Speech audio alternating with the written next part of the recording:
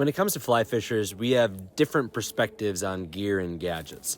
Some folks like to find the least expensive, most disposable stuff out there because it's only a means to an end, catching more fish. Other people like to find what's new and noteworthy, utilizing space-age technology components and the highest level of marketing language.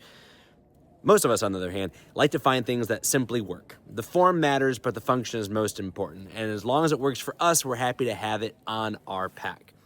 Today, I'm talking about 3 pieces of equipment that, after a lot of trial and error, make it on the outside of my sling or my vest, no matter when and where I am going fishing. We'll talk about that equipment today on Casting Across.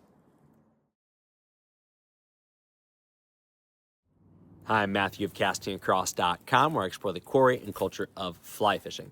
Now, I've been fishing for quite a while, and I have accumulated quite the quantity of gear and gadgets. Most of it is okay. Some of it is really, really good, and then there's a small percentage that is the kind of thing that I want to reach for when I need to cut line, tie a knot, or do something else that is happening dozens of times over the course of a day of fly fishing.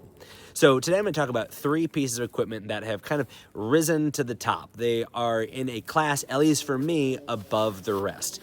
And right now they're sitting on this Vitavu Beast Sling Pack. I wear this about half the time I'm freshwater fishing. The gear comes off of it and it goes into the other packs, but this is kind of my go-to pack when I'm fishing all day, fishing new water. I need a little bit more capacity, or I am going to be really far away from my car. But the first piece of equipment that is front and center is this. It is the Fly Trap Fly Holder. Now, it is a carabiner, a post, a hinge point with some clips on it, another post, and another carabiner. I have it clipped top and bottom to my pack to keep it from rattling around too much while I'm walking through the woods. And the way I have it set up is for primarily fly and tippet storage. So you see here the silicone sleeve, which are replaceable. I've got a handful of them back at the house. It's got a bunch of panfish flies as well as some early season trout flies on it. Barbed or barbless, they go in there, come out, no problem. And then I like to carry a lot of tippet. So something like this is really, really handy. It's accessible. I can get to it easily. As I'm working, I can go down and get the diameter that I need. I keep butt sections on all of my reels, and then I build my tippets and my leaders to spec when I'm out on the water. So I have to carry 0 to 7X and even some more rigid and higher diameter material in my pack. But this is what I use the most, and so I keep it where it's accessible. The cool thing about this, because it has these carabiners, is I can put it on this pack, another pack, clip it onto my waders, put it even on my belt loop if I want to be really minimalistic, and then attach other equipment like my nippers, like my forceps, to these other points on the Fly Trap Fly Holder. Awesome piece of equipment. This is what it looks like when it is not fully rigged up. I've given more of these out than probably any other piece of fly fishing gear to new anglers and to people as simple gifts, because there's always going to be a use for this. That's the first thing. The second one is a good pair of forceps, and my favorite are the Loon Quick Draw forceps. What's special about these is they also use a carabiner system. This allows them to go anywhere on my pack. They can go on a strap or a D-ring on my waders. They can go around a loop on my belt.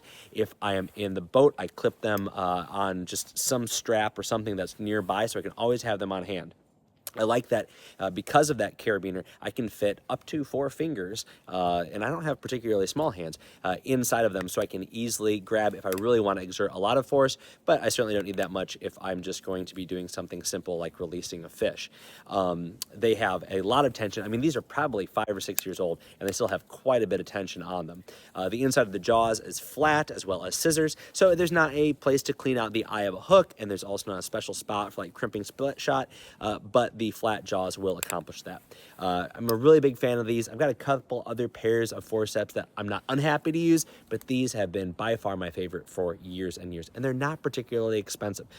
They are around the same price as most other fly fishing branded forceps.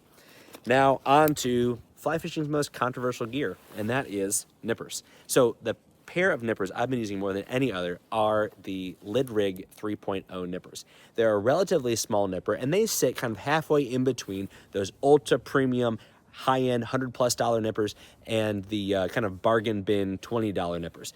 They're all going to work, but what I like about these is a few things. One, The way they're made, they have a mechanism to open and close. So it's not simply just a bent piece of metal relying on that tension of that weld or of that bend for them to open and close. Because it is a mechanical lever, when you squeeze, no matter if you're squeezing on the front, on the back, on either side, you're going to get consistent pressure across the jaws. It might not seem like a lot, but especially if you're cutting thicker tippet, if you're doing this a lot, if you have gloves on, this makes a big difference. There is a hook eye cleaner in there.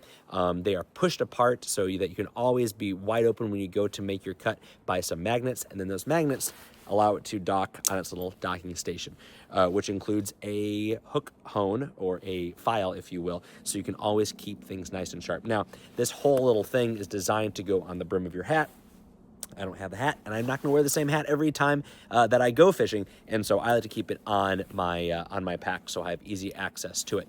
The jaws are sharp, they're replaceable. You can use this on its own to store flies, but just a great little product. I've recommended these to a number of people. My sons fish with these, and they love them as well. This is the third iteration of the lid rig that it's in right now. Comes in a handful of colors.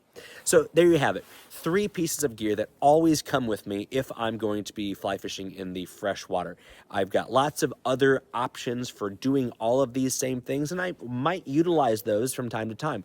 But more and more, I find myself relying on these 3 pieces of equipment for some of the most essential and regular tasks that I do when I'm on the water chasing trout or panfish or bass. So if you have a piece of equipment that goes on the outside of your pack that you're always reaching for, let me know in the comments below. Then head to castingacross.com for 3 posts a week on the people, places, and things that go into the pursuit of fish.